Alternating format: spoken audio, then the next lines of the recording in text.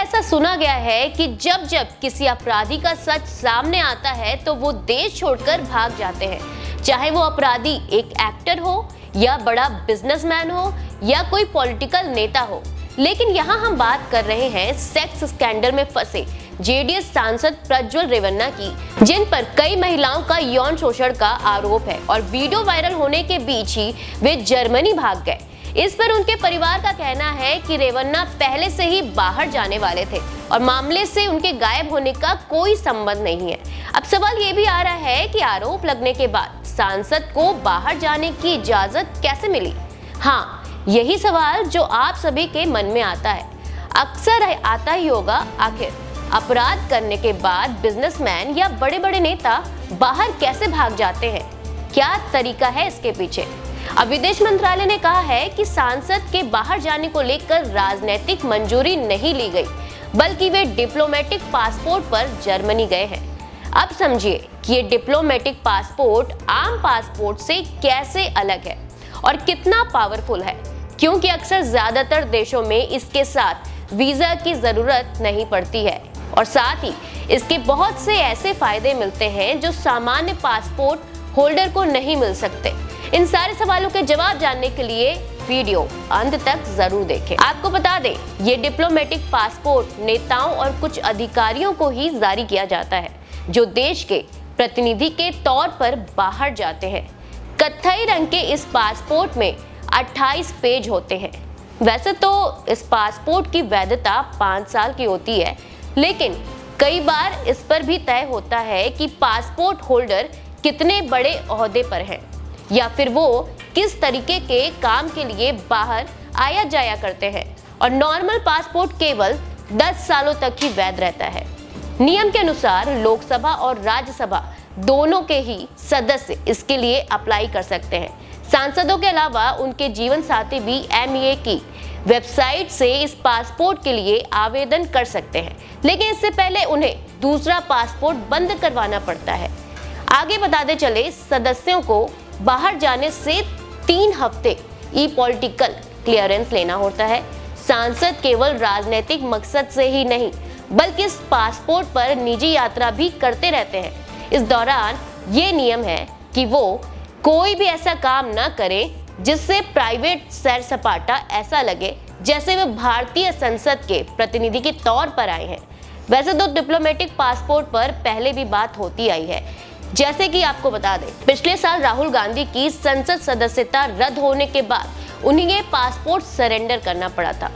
कुछ सालों पहले सरकार ने भगौड़े उद्योगपति विजय माल्या का भी राजनयिक पासपोर्ट रद्द कर दिया, जिन्हें राज्यसभा मेंबर होने के कारण यह दिया गया था। अब आपको बताएं कि ये डिप्लोमेटिक पासपोर्ट है क्या, कौन जारी करता है इसे। इसकी प्रोसेस सामान्य लोगों के पासपोर्ट से काफी अलग होती है। इसके लिए पासपोर्ट एंड वीजा कॉन्सुलर विभाग काम करता है। सरकारी काम से बाहर जा रहे अधिकारियों को यही विभाग वीजा नोट भी देता है। CPV अगर अप्रूवल दे तो diplomatic passport regional passport office भी जारी कर सकता है। अब जान लीजिए कि इस पासपोर्ट के क्या क्या फायदे होते हैं।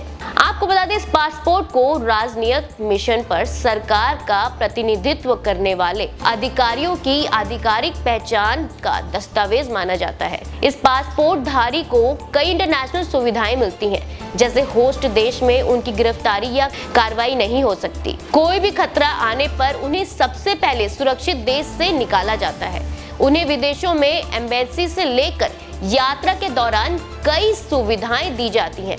अगर किसी के पास डिप्लोमेटिक पासपोर्ट है तो ज्यादातर देशों में उनके लिए वीजा की जरूरत या फिर अगर कहीं वीजा चाहिए तो भी इसकी प्रोसेस काफी तेज रहती है। इसके अलावा इमिग्रेशन या किसी भी औपचारिकता के लिए लाइन में खड़ा होना नहीं पड़ता। लेकिन ये सब तभी होता है जब 2 देशों के बीच डिप्लोमेटिक रिश्ते हों।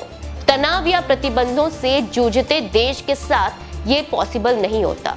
अब सवाल ये है कि डिप्लोमेटिक पासपोर्ट नेताओं के अलावा और किस किस को मिल सकता है।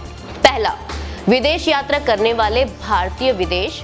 दूसरा, विदेश मंत्रालय के लोग जो सरकारी प्रतिनिधि के तौर पर आते जाते रहते हैं। और तीसरा, अधिकारी के साथ विदेश यात्रा करने वाले आश्रित लोग।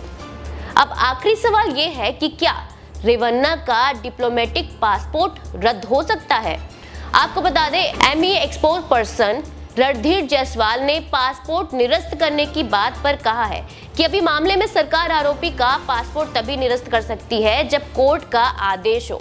पासपोर्ट एक्ट 1967 में इसकी बात है। फिलहाल इस पर कोर्ट ने कोई भी आदेश नहीं दिया है। और आखिरी में आपको बताते चलें कि दुनिया में 3 लोग ऐसे भी हैं जिन्हें कहीं भी आने जाने के लिए किसी तरह के पासपोर्ट की जरूरत नहीं पड़ती। बिना पासपोर्ट के ये लोग न केवल दूसरे देशों में एंट्री पाते हैं बल्कि खूब मेहमान नवाजी भी होती है। इनमें एक नाम है ब्रिटिश किंग चार्ल्स का। किंग से पहले ये अधिकार ब्रिटिश क्वीन एलिजाबेथ के पास रहा। चूंकि ब्रिटेन में सारे ही पासपोर्ट, चाहे वो रेगुलर हो या डिप्लोमेटिक, सब सम्राट के नाम पर जारी होते हैं, यानी पूरे देश की पहचान यही किंग या क्वीन है। इसीलिए खुद किंग को पासपोर्ट की जरूरत नहीं पड़ती। ब्रिटिश सम्राट के अलावा जापान के राजा रानी को भी ये विशेषाधिकार मिला हुआ है। उम्मीद करते हैं कि अब डिप्लोमेटिक पासपोर्ट से जुड़े सभी सवालों के जवाब आप सबको मिल गए होंगे। ऐसे ही तमाम सवालों के जवाब जानने के लिए देखते रहिए लाइव यूपी न्यूज़ 24।